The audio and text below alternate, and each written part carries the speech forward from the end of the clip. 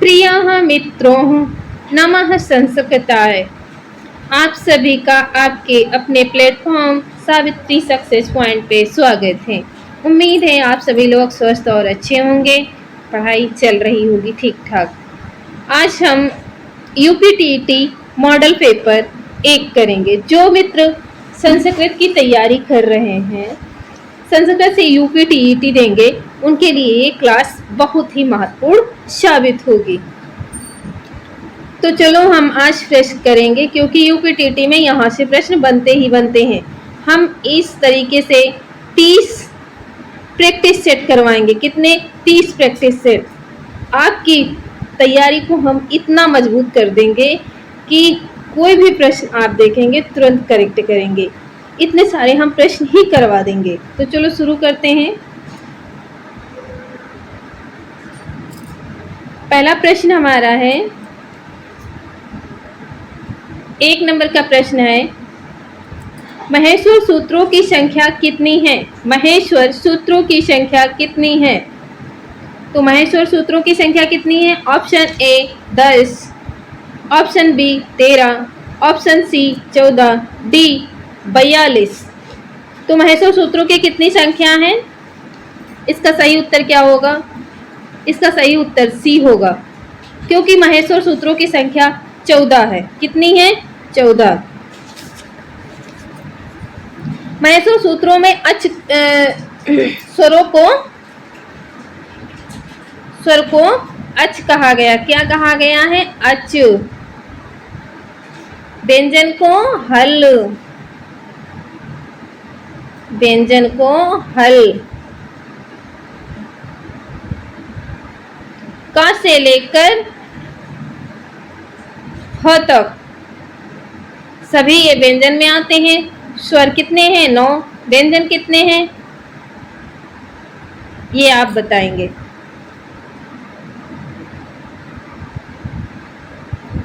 दो नंबर का प्रश्न है, निम्नलिखित में से अंतस्थ वर्ण है। निम्नलिखित में से अंतस्थ वर्ण है। तो अंतस्थ वर्ण कौन सा है? ऑप्शन देखते हैं। ए ह, बी म, सी वो, डी शो। ये हलंत क्यों लगता है?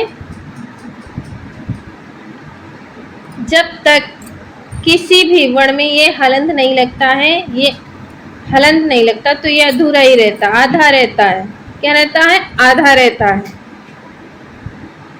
संस्कृत में ये हलंत लगता ही लगता है। इसको हम हलंत कहते हैं। इस मात्रा को या इस चिन्ह को हलंत कहते हैं। तो अंतस्थ वर्ण कौन सा है? Option C is correct. सही उत्तर सी है। वाह। अंतस्थ वर्ण कितने हैं?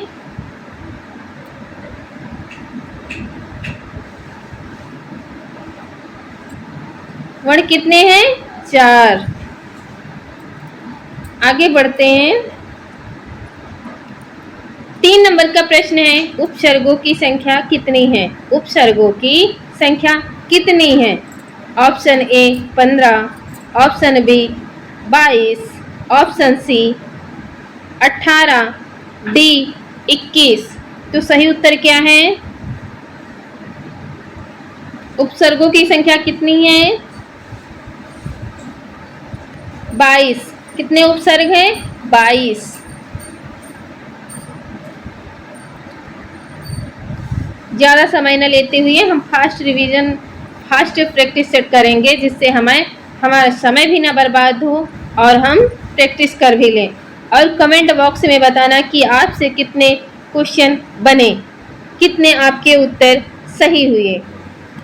अगर आपके 22 से 25, 26 और किसी किसी का 27 क्वेश्चन सही हो रहा है, तो आप बहुत अच्छा कर रहे हैं और बहुत अच्छा करेंगे। 22 नंबर तक अपने आप को शेप समझें। चौथा नंबर है, इड़ प्रत्याहार में कितने वर्ण आते हैं? इड़ प्रत्याहार में कितने वर्ण आते हैं? Option A 2, option B 13, option C 14, option D 3। कितने आते हैं इड़ प्रत्याहार में? 4 नंबर का प्रश्न है। 13। इड़ प्रत्याहार में कितने वर्ण आते हैं? 13। हम कंटिन्यू थ्योरी क्लास भी कराएंगे छोटे छोटे टॉपिक करके। आज महेश्वर सूत्र की हम बहुत अच्छी ट्रिक के साथ क्लास लाएंगे जिसे आप कभी नहीं भूलेंगे। इसी तरीके से उपसर्ग, प्रत्याहार, संधि सबकी क्लास लाएंगे, शब्द रूप, धातु रूप सबकी क्लास लाएंगे। तो सही उत्तर क्या है? बी। और एक चीज और, प्रत्याहार कितने हैं? प्रत्याहार कितने हैं? 42। 30 क्वेश्चनों में हम 50 क्वेश्चन करेंगे। हमारी तैयारी बहुत ही सुपरफास्ट और शानदार होगी। 5 नंबर का प्रश्न है, ह वर्ण का उच्चारण स्थान है। ह का उच्चारण स्थान है। ए मूर्धा, बी तालु, सी ओष्ठ, डी कंठ। 5 नंबर का उत्तर क्या है? इसका एक सूत्र है, अकोह विसर्जनीय कंठः। अकोह, अ और क वर्ग विसर्जनीय यानी विसर्ग कहाँ से उच्चारित होते हैं? कंठ से। हा कहाँ से उच्चारित होता है? कंठ से। यानी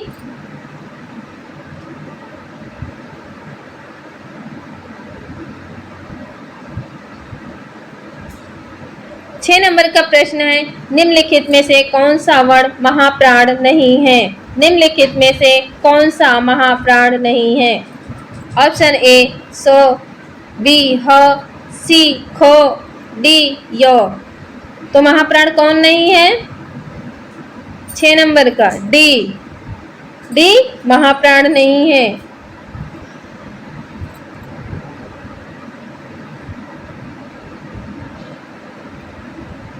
सात नंबर का प्रश्न है, तवल्लकार में कौन सी संधि है? ए यण संधि, बी गुण संधि, सी अयाद संधि, डी दीर्घ संधि।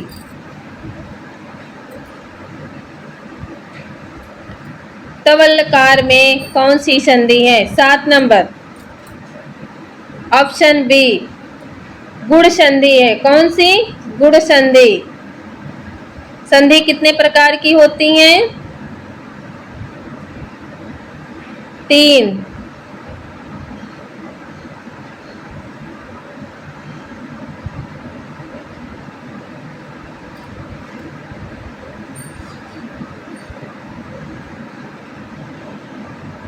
आठ नंबर का प्रश्न है, वृद्धि संधि का उदाहरण है।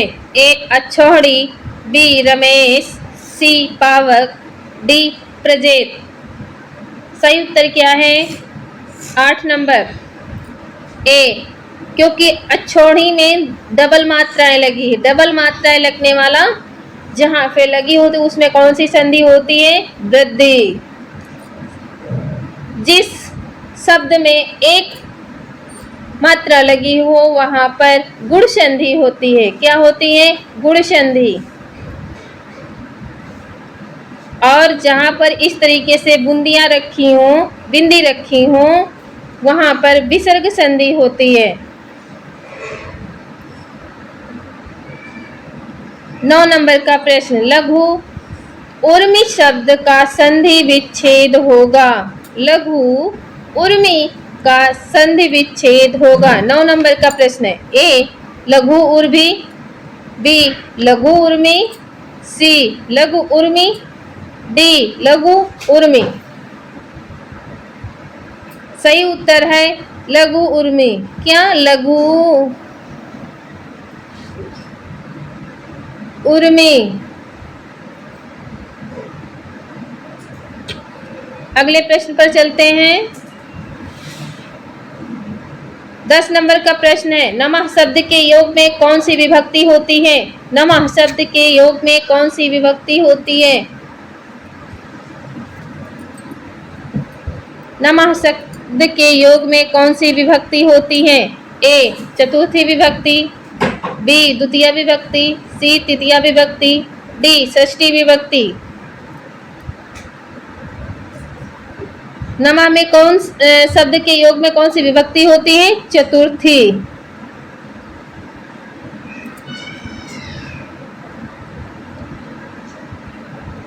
11 नंबर का प्रश्न है, कारकों की संख्या कितनी है? कारकों की संख्या कितनी है?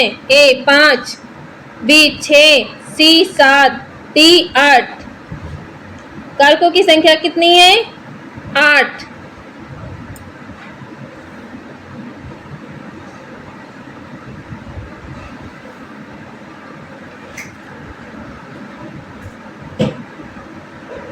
नहीं, ऑप्शन हमने गलत टिक कर दिया है। कारक कितने हैं संस्कृत में? हिंदी में 8 हैं।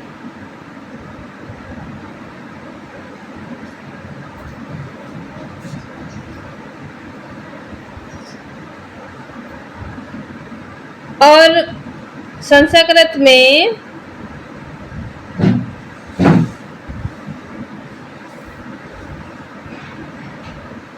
6।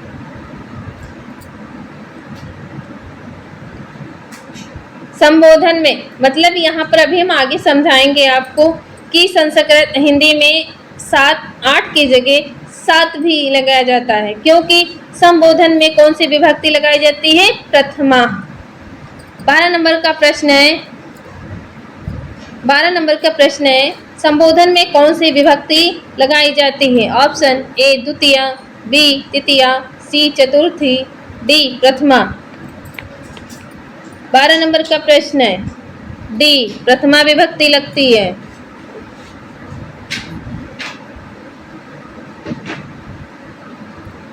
संस्कृत में समासों की संख्या कितनी है? संस्कृत में समासों की संख्या कितनी है?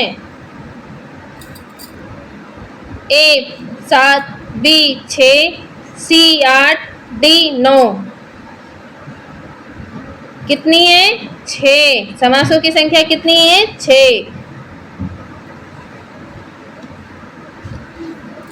14 नंबर का प्रश्न है, अधिहरि में कौन सा समास है? अधिहरि में कौन सा समास है? ए तत्पुरुष, बी कर्मधार, सी अव्ययी भाव, डी बहुव्रीहि। सही उत्तर क्या है? सी अव्ययी भाव। अधिहरि में कौन सा समास है? अव्ययी भाव।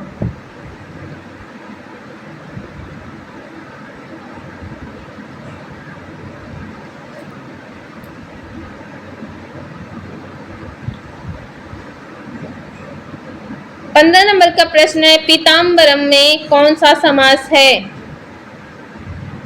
पीताम्बरम में कौन सा समास है? ए बहुव्रीहि, बी कर्मधार, सी तत्पुरुष, डी द्विगु।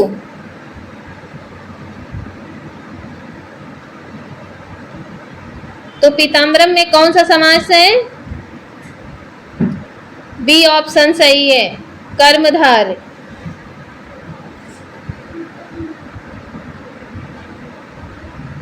16 नंबर का प्रश्न है, दृष्टवा में कौन सी धातु है? दृष्टवा में कौन सी धातु है? ए ध्वस, बी कृत्वा, सी दृश, डी परस्य। 16 नंबर का सही उत्तर सी है, दृश। 17 नंबर का प्रश्न है, तुम उन प्रत्यय किस अर्थ में लगाया जाता है? तुम उन प्रत्यय किस अर्थ में लगाया जाता है? ए के लिए, बी चाहिए, सी योग्यता, डी करके। किस में लगाया जाता है? ए के लिए। तुम उन प्रत्यय किस अर्थ में लगाया जाता है? के लिए।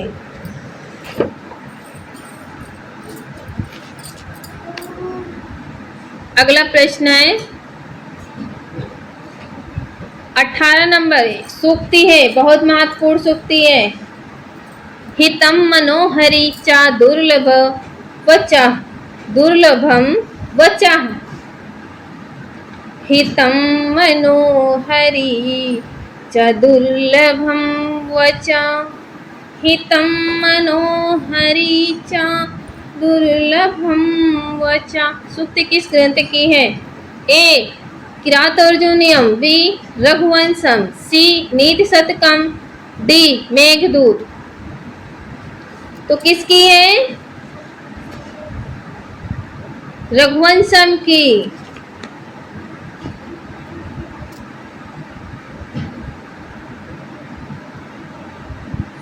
नहीं, किरातार्जुनियम की। सही उत्तर क्या है? ए किरातार्जुनियम। हितम हितम मनोहरि च दुर्लभम वचा, क्योंकि इसी तरीके से एक सूक्ति आती है रघुवंशम में भी।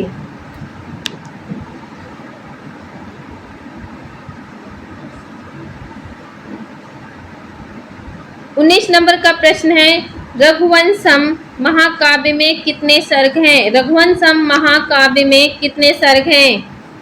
ए 10, बी 18, सी 19, डी 20। सही उत्तर क्या है? सी 19 सर्ग हैं।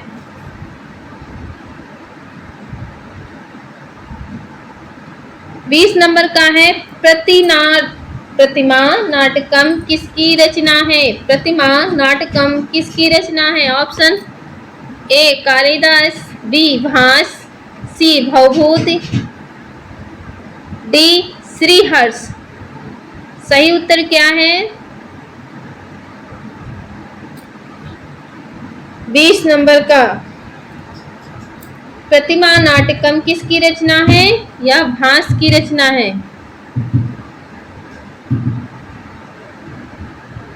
ऑप्शन बी सही है।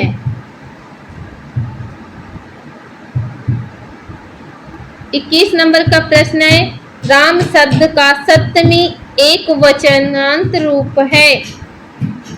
ए राम, बी रामे, सी रामेश, डी रामान। तो 21 नंबर का सही उत्तर क्या है?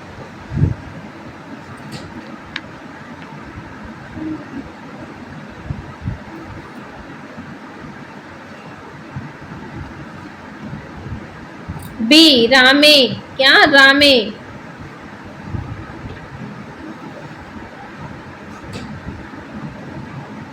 बाईस नंबर है, पितृ शब्द का द्वितीय बहुवचन का रूप होगा? द्वितीय बहुवचन का रूप होगा?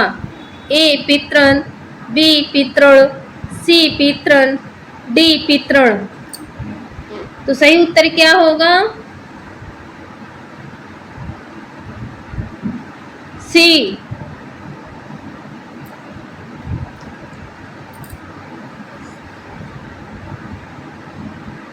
23 नंबर का प्रश्न है, पश्यत में धातु है? पश्यत में धातु है? ए पश्य, बी पा, सी दृश्य, डी दृश्य। तो सही उत्तर इसका है सी दृश्य। दृश्य क्या है? दृश्य।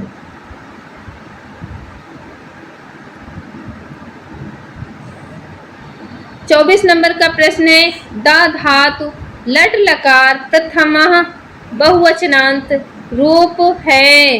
क्या रूप है? ए ददांत, बी ददति, सी ददात, डी कोई नहीं। 24 नंबर का प्रश्न सही उत्तर बी है, ददति।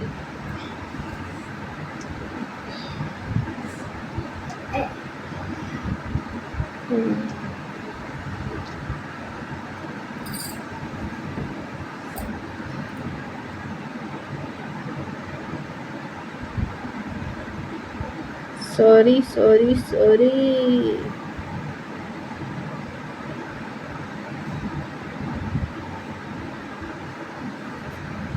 सही उत्तर क्या था? बी ददति। अगला प्रश्न है,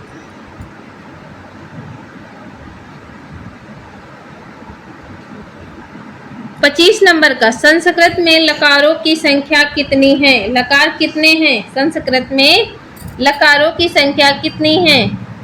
ए 5, बी 10, सी 8, डी 11। कितने लकार हैं?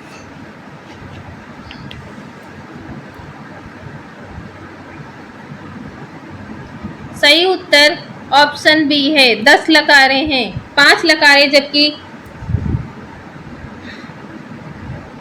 अभी मानी जाती हैं, 5 लकारें नहीं मानी जाती हैं, लेकिन संस्कृत में लकारें 10 हैं।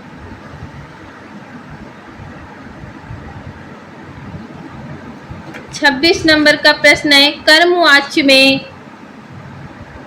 कर्मवाच्य के कर्म में कौन सी विभक्ति होती है? कौन सी विभक्ति होती है?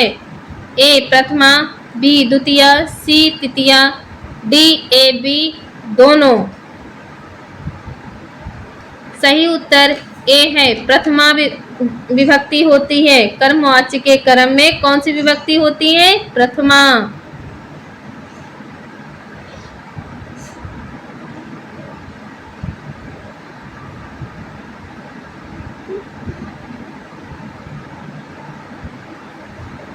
सत्ताईस नंबर का प्रश्न है, क्रमेलक शब्द का अर्थ है? ए गधा, बी ऊंट, सी खरगोश, डी लोमड़ी। सही उत्तर क्या है? बी ऊंट।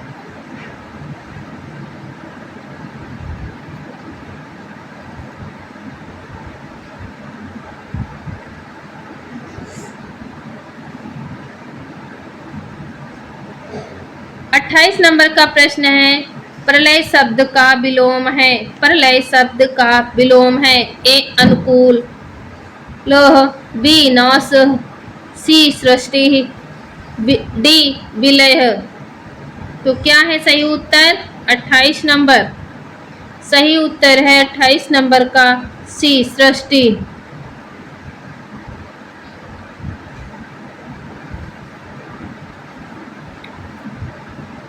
पाँच नंबर 29 नंबर का प्रश्न है, आकाश का पर्यायवाची, आकाश का पर्यायवाची नहीं है। आकाश का पर्यायवाची नहीं है। ए नभ, बी पुष्करम, सी ओद, डी माघवा।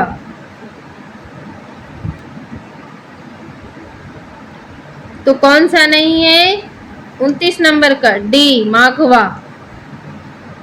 बाकी सभी पर्यायवाची हैं। आज का अंतिम प्रश्न है